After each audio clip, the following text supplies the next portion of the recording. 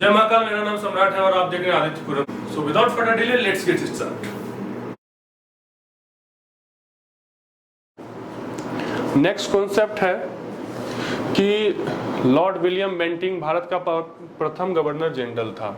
अच्छा, governor general कौन, भारत का प्रथम गवर्नर जनरल, ये क्वेश्चन जो है बहुत रेगुलर है, बहुत बार एग्जाम में भी पूछा जा चुका है। तो ये आपको याद रखना, जो भी इम्पोर्टेंट है उसे हम लोग क्या किए, हम उसे ऑलरेडी हाईलाइट कर दिए हैं, तो आपको जो है याद करने में बहुत सुविधा होगी।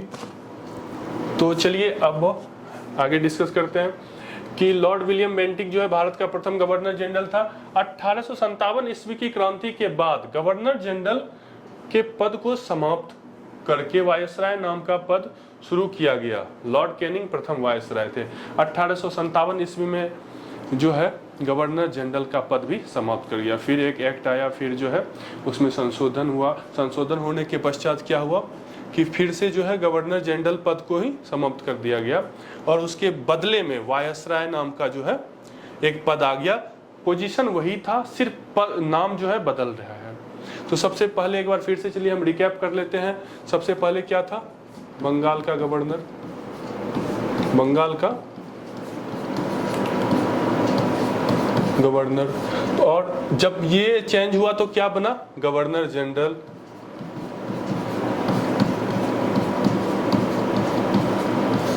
ये चेंज हुआ तो क्या बना, गवर्नर जनरल। फिर क्या चेंज हुआ, फिर चेंज हुआ तो चेंज होने के बाद गवर्नर जनरल जो बंगाल के थे उसे किसका गवर्नर जनरल कहा जाने लगा, भारत का गवर्नर जनरल कहा जाने लगा।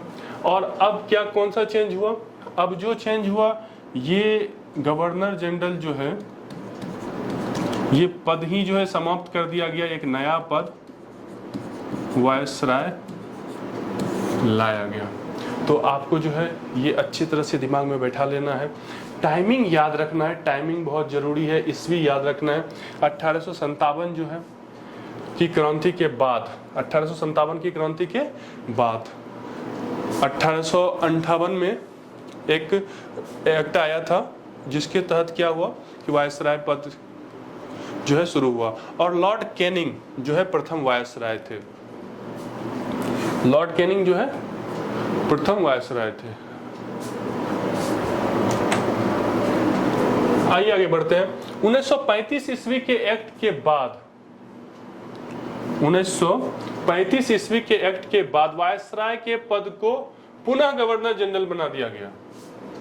तो 1935 ईस्वी में जो है फिर से बहुत बड़ा संशोधन किया गया था अंग्रेजों के द्वारा। उस संशोधन में जो है फिर से बहुत सारे चीज बदले गए थे और इसमें मुख्य रूप से जो बदला गया था वो आपको बता दें कि हमारा जो संविधान बना है, संविधान के बहुत सारे प्रावधान जो है यहीं से लिया गया है। 1935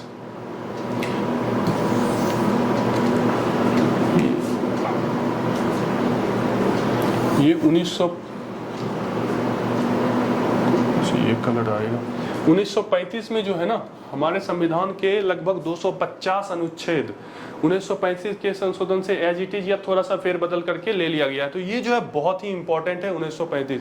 और 1935 के संविधान संशोधन तो नहीं कहा जा सकता उसे वो एक एक्ट समझिए, भारत सरकार अधिनियम ऐसे कहा जाता है। अधिनियम और काउंसिलिंग में क्या अंतर है हम आपको बताएंगे बाद में। 1935 में जो है भारत सरकार अधिनियम आया जिसके तहत वायसराय के पद को जो है समाप्त करके फिर से क्या कर दिया गया,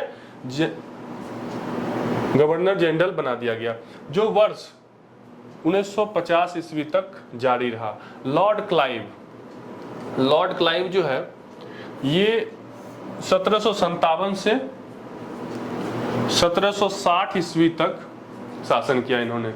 लॉर्ड क्लाइव कब से कब तक थे, लॉर्ड क्लाइव जो है 1757 ईस्वी से 1760 ईस्वी तक। अच्छा, एक आपको इंपॉर्टेंट बात बता देते हैं, आप याद कर लीजिए, हो सकता है कॉपी में नोट भी कर सकते हैं ऐसे, कि प्लासी का युद्ध कब हुआ था। तो प्लासी का युद्ध जो है 1757 ईस्वी में हुआ था। प्लासी का युद्ध कब हुआ था, 1757 ईस्वी में था। और उस समय गवर्नर जनरल कौन था, तो उस समय जो है हमारे लॉर्ड क्लाइव जो है गवर्नर थे। ठीक है, ये चीज इंपॉर्टेंट क्वेश्चन है, बहुत बार पूछा जाता है। और उसके बाद जो है 1765 से 1767 फिर दोबारा एक बार इनकी नियुक्ति हुई थी। क्लाइव के बाद बंगाल के गवर्नर कौन कौन हुए इसको भी हम डिस्कस कर लेते हैं। तो क्लाइव के बाद जो बीच का ये गैप हो जाता है ना, ये देखिए कि क्लाइव जो है 57 से 60 थे, उसके बाद सीधा 65, यानी कि बीच का जो 5 साल है वो क्लाइव नहीं थे। तो क्लाइव के कौन कौन नए नए गवर्नर आए थे, कुछ कम समय के लिए ही आए। क्लाइव के हटने के तुरंत बाद जो है हालवेल नाम के एक गवर्नर थे, जो कि 1760 ईस्वी में ही आए थे, लेकिन उन्होंने ज्यादा दिन शासन नहीं किया। कुछ ही दिन उसके बाद जो है फिर से बदल के दूसरा गवर्नर को लाया गया था। और उसके बाद वेंस्टीटार्ट जो है 1760 ईस्वी से 1765 ईस्वी तक, ये बहुत ही इंपॉर्टेंट है, इसको जो है आप याद कर लीजिए, इसे नोट कर लीजिए। क्यों इंपॉर्टेंट है? क्योंकि एक बहुत ही इतिहास का जो है फेमस युद्ध है बक्सर की युद्ध। तो बक्सर का युद्ध जो है ना, बक्सर का युद्ध इन्हीं के शासनकाल में लड़ा गया था। बक्सर का युद्ध कब हुआ था? बक्सर का युद्ध हुआ था 1764 ईस्वी में। तो 1764 ईस्वी में बक्सर का जो है मूल युद्ध हुआ था, और वो एक निर्णायक युद्ध था। प्लासी और बक्सर के युद्ध के बाद से ही अंग्रेज जो है ना भारत पर हावी होना चालू हो गए थे, और उन्होंने जो है भारत की दीवानी में जो है अपना हक या अपना जो है हस्तक्षेप चालू कर दिया। तो ये बहुत ही इंपॉर्टेंट युद्ध है, ये निर्णायक युद्ध है। और ये पूछा जा सकता है कि किसके टेन्योर में हुआ था। टेन्योर मतलब होता है शासनकाल, ठीक है। तो ये किसके टेन्योर में हुआ था? कि वेंस्टीटार्क के शासनकाल में हुआ था। वेंस्टीटार्क का शासन चल रहा था 1760 से 1765, 5 साल के शासन के बीच में जो है 1764 में जो है बक्सर का युद्ध हुआ था। बक्सर के युद्ध के साथ साथ ही आप याद रखेंगे 1757 में प्लासी का युद्ध हुआ था। 1757 में किसका युद्ध हुआ था? प्लासी का युद्ध हुआ था। और प्लासी के 1757 में प्लासी का युद्ध हुआ था, और 1764 में बक्सर का युद्ध हुआ। तो दोनों युद्ध इंपॉर्टेंट है। और 1757 में जो प्लासी का युद्ध हुआ था वो किसके शासनकाल में हुआ था? तो रॉबर्ट क्लाइव के शासनकाल में हुआ था, अभी थोड़ी देर पहले ही बताया। और ये 1764 में जो बक्सर का युद्ध हुआ था ये किसके शासनकाल में हुआ है? ये हुआ है वेंस्टीटार्क के शासनकाल में। उसके बाद जो 1767 से 1769 ये है वेरेलस्ट का शासनकाल। और वेरेलस्ट के शासन के काल के बाद जो है कर्टिरियर 1769 से उसके बाद जो है 1772 तक उनका शासनकाल है।